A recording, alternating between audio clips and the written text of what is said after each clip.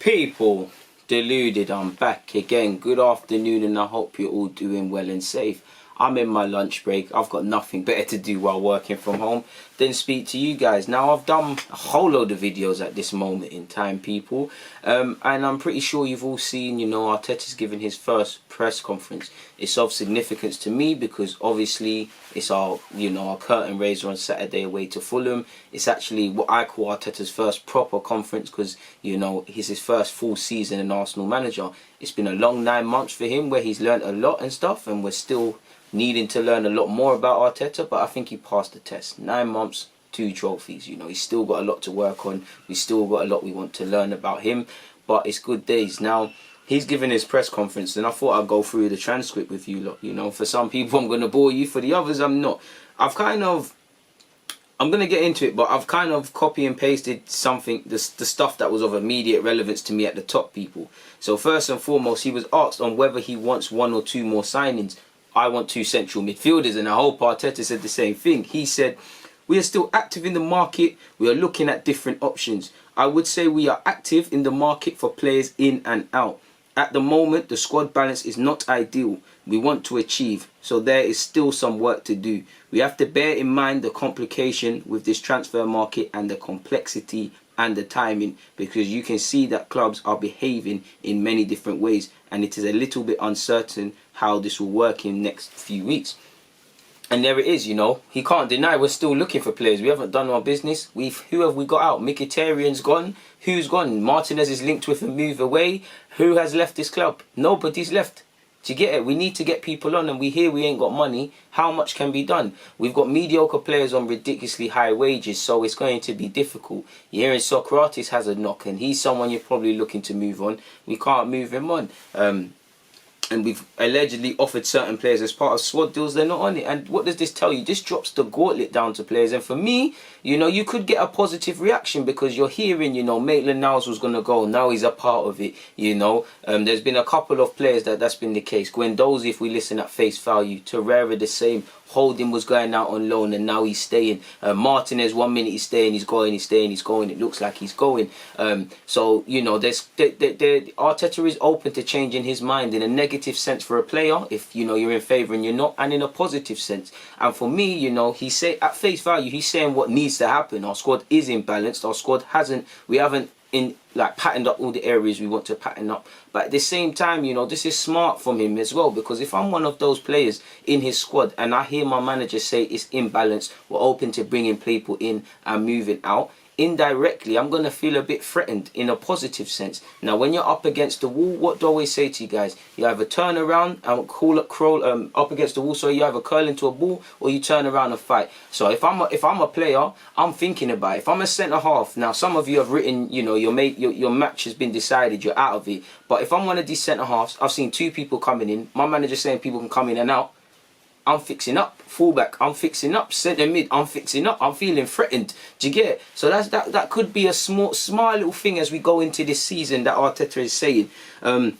He was further pressed on the imbalance of the side. He said, firstly, numbers wise, some positions are overbooked. Centre half for me. I said some others, in terms of specific qualities that we need, they are still not there.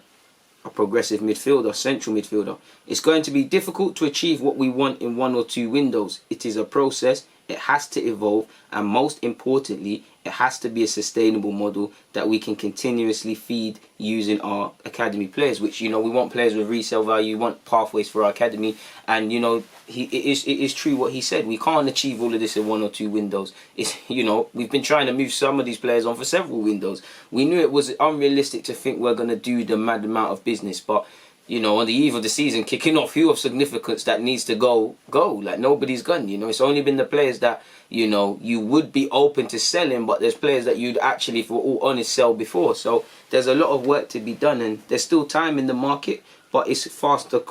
Apologies for that, people. Next, obviously, Arteta in his press conference alluded to, there's a lot of talk of his squad. That is one rumour's not the right word. That's one excuse that Emre was given that annoyed me, in the sense of, yes, it wasn't Emre's squad. Yes, he deserved to bring in his own men. Yes, he inherited a team similar to Arteta, who they picked up bad habits of Emre. They had bad habits of Wenger and things like that.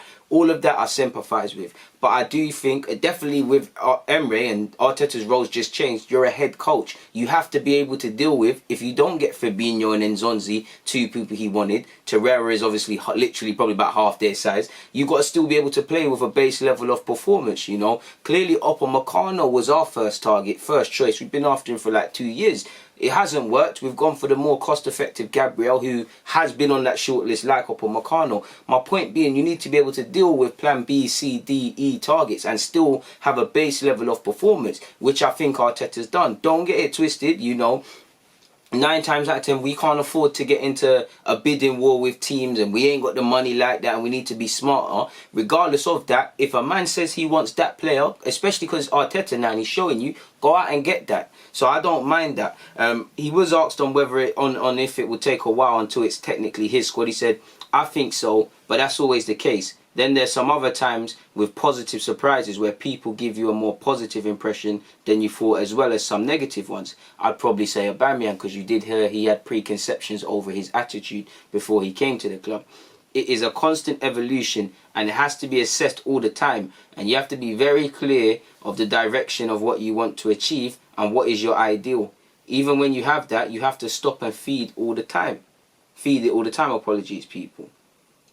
He was then asked on his managerial role changing. Again, it's just the generic things he would say.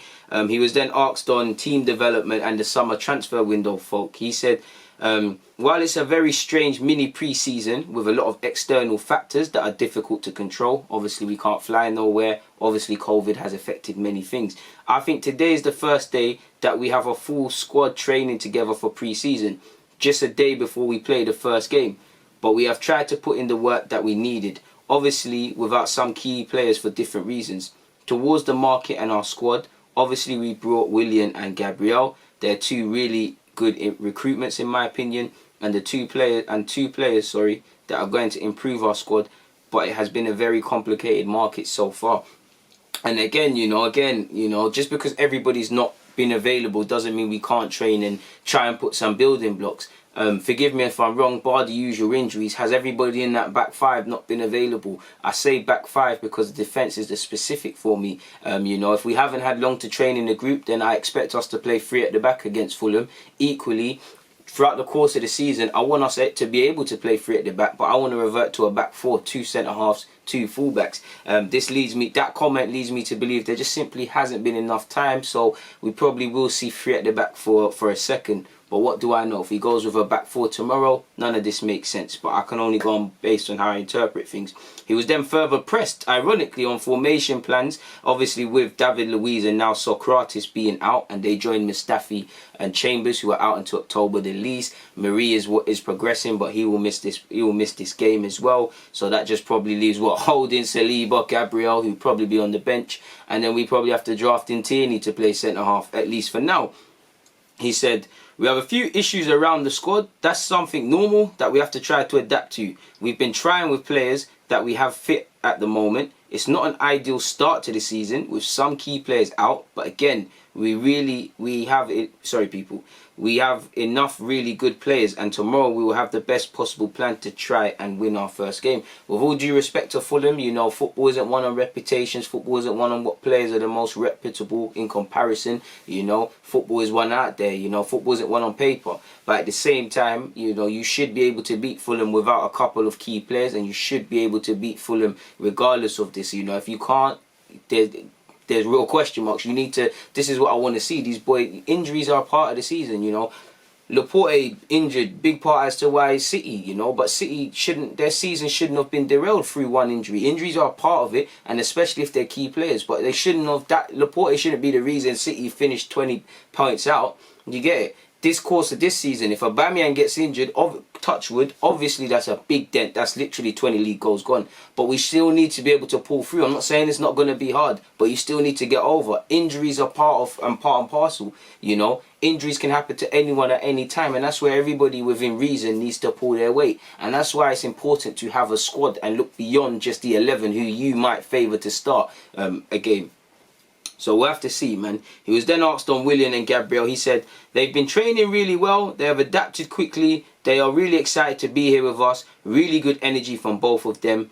Big talent. both in different phases of their careers. Obviously, Willian's winding down, Gabriel's just getting started. One is already very established in the Premier League with incredible quality, and the other one has to adapt to this league, but has huge potential to become a key player for us in the future. Let's hope he gets to hit the ground running. And I get it, you know, I understand. Do you know what? I wouldn't even hold it against Arteta if he did what Wenger used to do with Monreal and just play a back four, Tierney centre half with Holding, or Tierney and Saliba. Equally, I think it's Tierney, Saliba, and Holding in a back three on Saturday. But, you know, I know he's talking about Gabriel adapting to the league, and, you know, Saliba's had a bit more time to become accustomed to things. But, you know, judging based on how we defended last season, you know, could we lose much by blooding them both in at the same time? You know, at the end of the day, it's a game of football. It's not like they're going to just smell the English air and suddenly not have a clue. You know, they'll get going. You know, surely there's...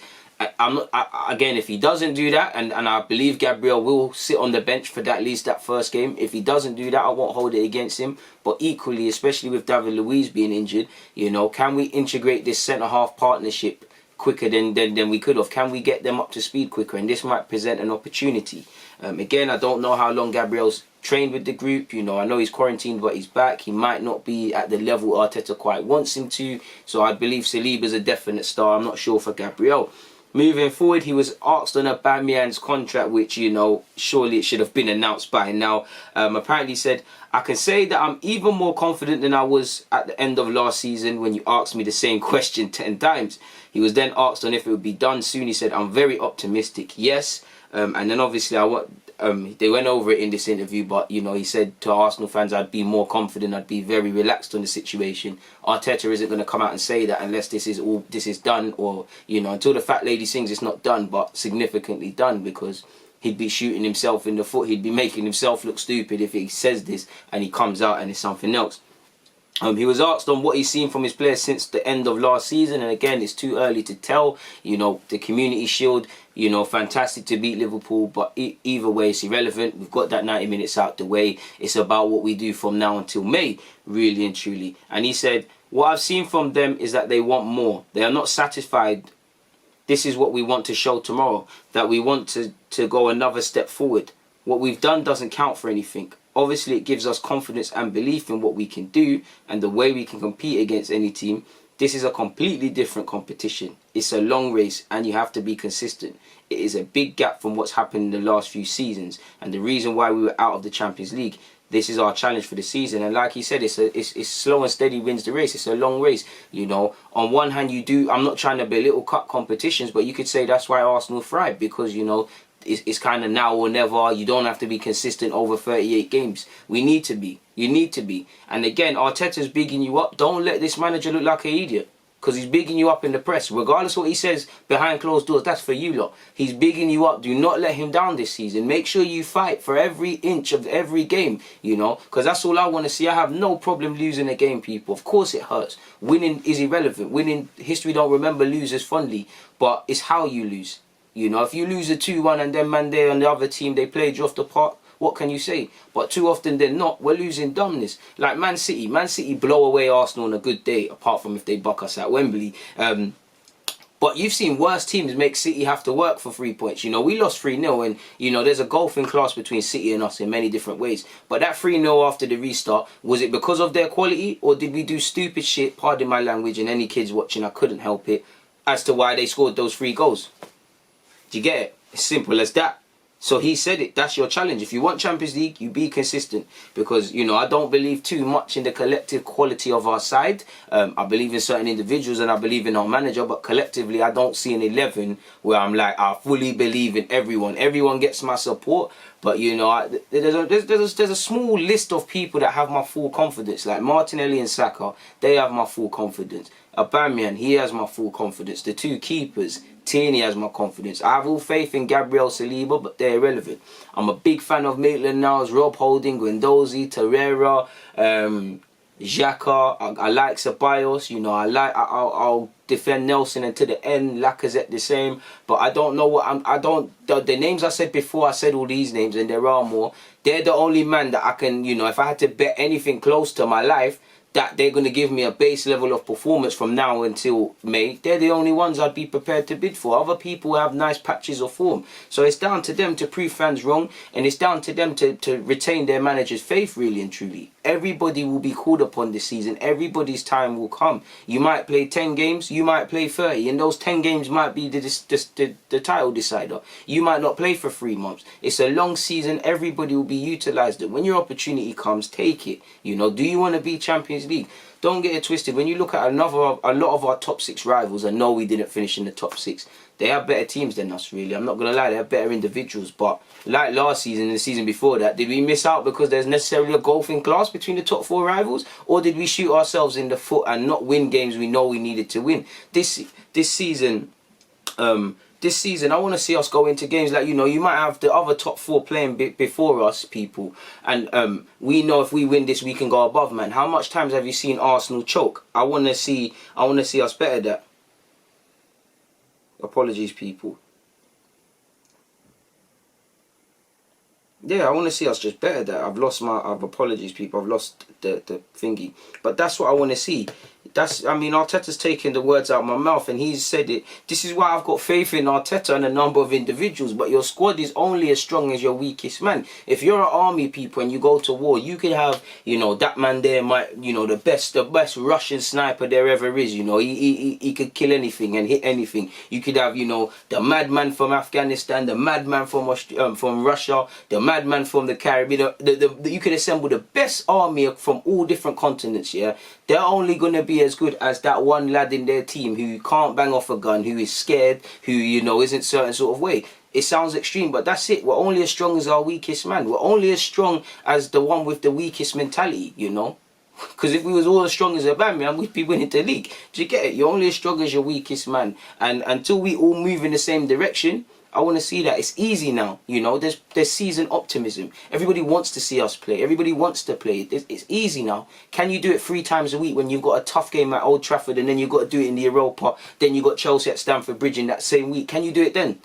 This is what I'm saying. And that's the only time will tell, people. He was pressed on the futures of Mesut Ozil and Emi Martinez. Now, Martinez, the latest club to register interest, has been Brighton. If you believe reports, he's literally a step away from being a Villa player.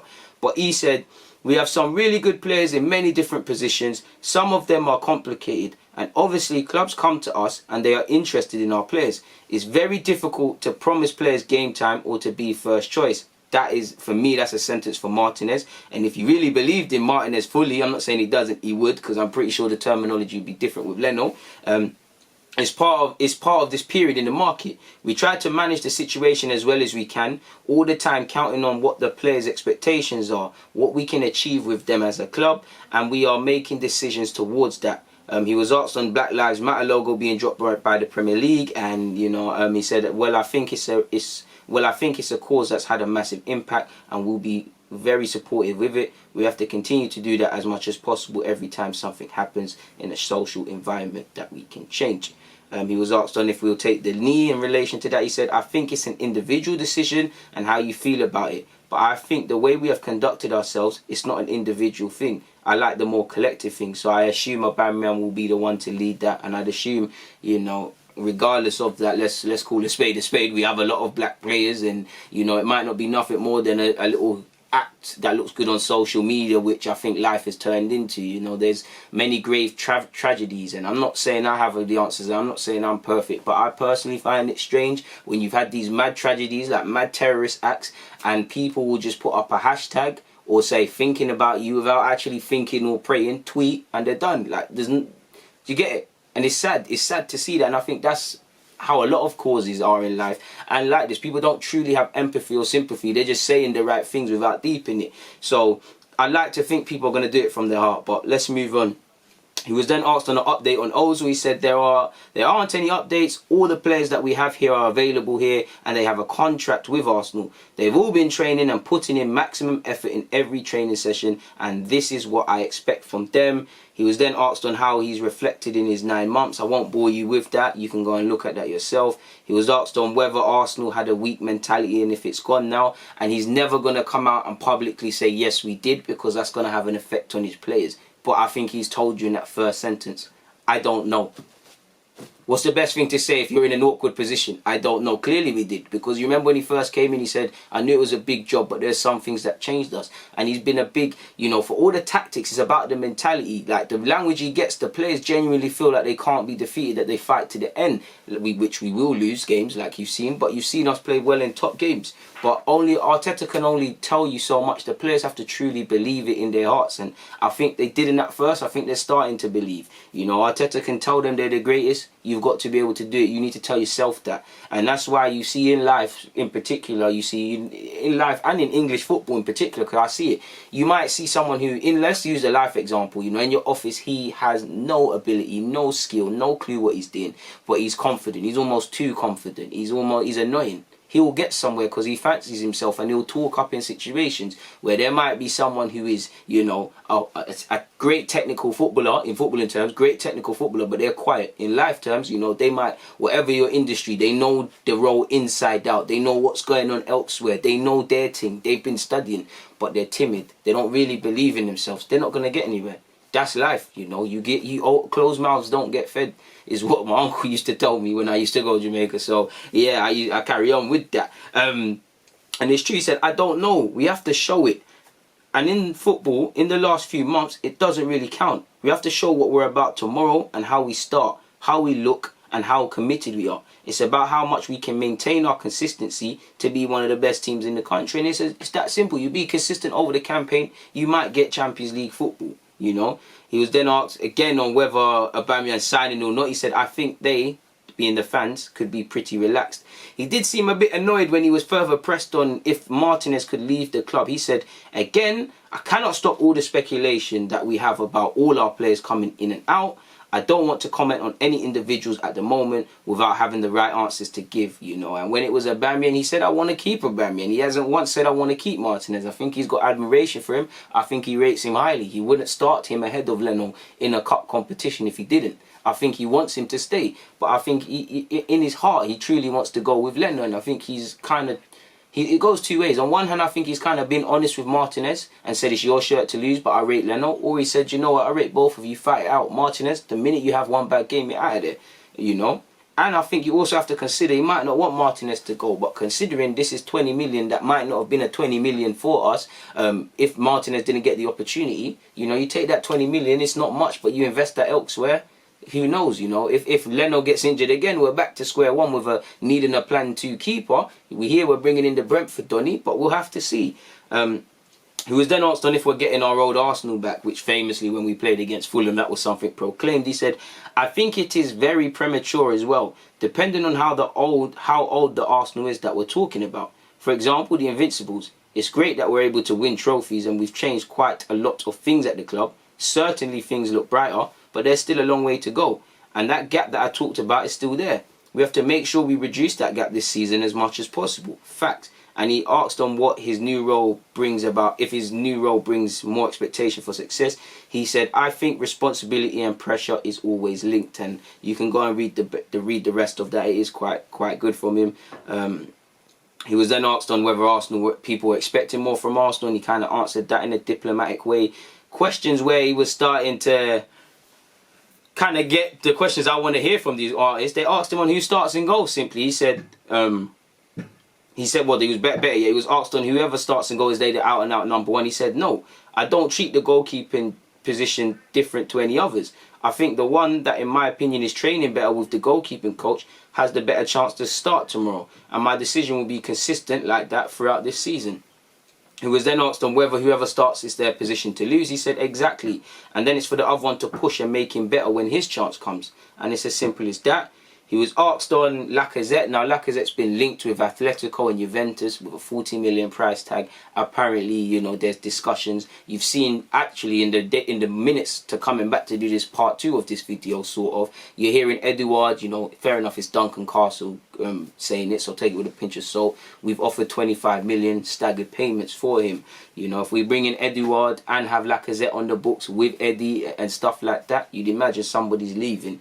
But he said on Lacazette, he's really happy here. He wants to keep improving and contributing to the team. I know how good he is, the impact he's having. He knows about the competition he has with the front players. And again, he needs to demand of himself to be the best striker at this football club, the same as the rest. He was very happy to hear that. And that way he has been training and conducting himself has been excellent. He said on whether Laka said he wants to stay, he says, I think he's very happy here. That is my feeling and what I got from him.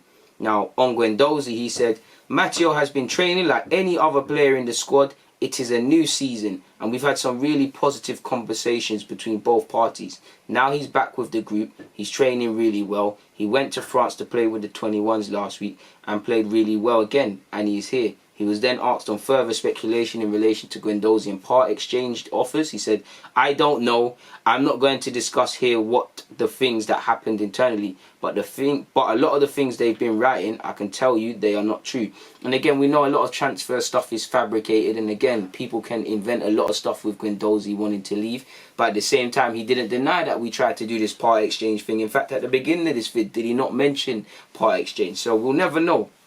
On one hand, I think the slate is wiped clean. On the other hand, I think a lot of people have made their beds and Arteta is firmly going to weed this out. But as he perfectly put, we can't do everything we want to do within 1 or 2 transfer windows. So we're going to have to see.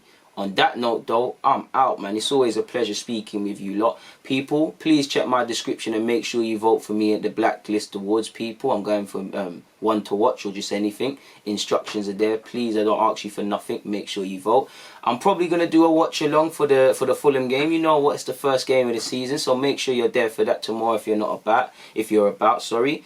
And yeah, man, enjoy what's left of your Friday. Premier League action is back. Arsenal is back. And, you know, it's going to be an emotional season. I can imagine you're going to see me here gassed. You're going to see me here rock a smile that you lot don't normally say. You know, there might be times I don't even want to do this. And I might have drank hella Ray and Neff after a defeat. I might just be vexed. Who knows, man? But, you know, one thing's for sure. I'm going to be here riding the highs and lows with you guys. Or at least I hope you guys will still stay subscribed and make sure you rock with me. But please stay safe, man. I'm out, man. DG. Like, comment, subscribe, follow me on my socials. Please vote. Links are all in the description. Instructions are all in the description and the pinned comment of this video. One love.